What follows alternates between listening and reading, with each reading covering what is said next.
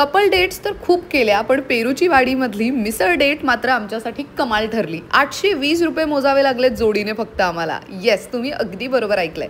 मंडळी, पेरूची वाडी इथे आम्ही संडेला भेट दिली आणि सकाळी 10 ते 12च्या दरम्यान भेट दिली. त्यामुळे अजिबात वेटिंग नव्हतं. लगेच पोहोचल्या टेबल मिळाला. 2 मिसळ मागवले विथ 2 एक्स्ट्रा पाव. हे खाऊन झाल्यानंतर आमचं मन भरून गेलंच होतं, पण तरी आम्ही विचार केला की एवढ्याला मालोच आहोत, इतना खर्चा होई गया आहे, तर पेरूचा ज्यूस आणि पेरूची लस्सी एकदा ट्राय करूनच घेऊयात. याचं टोटल बिल आम्हाला पडलं साधारण 490 किंवा 500. यानंतर आम्ही आतमध्ये वाडीमध्ये काय काय आहे ते बघण्यासाठी बाहेर पडलो, तेव्हा लक्षात आलं की इथे ताज्या भाज्या सुद्धा विकल्या जातात थेट शेतातून आणून.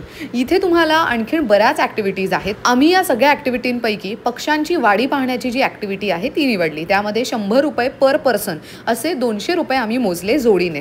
आतमध्ये शिरल्यावर कळालं की फॅमिली टाइम स्पेंड करण्यासाठी एक कमाल जागा आहे.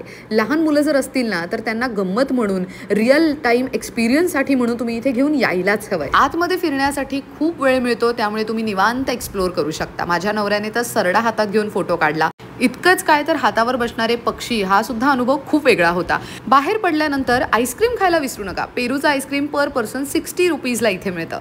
त्यामुळे बजेट फ्रेंडली डेट आरामात होऊ शकते.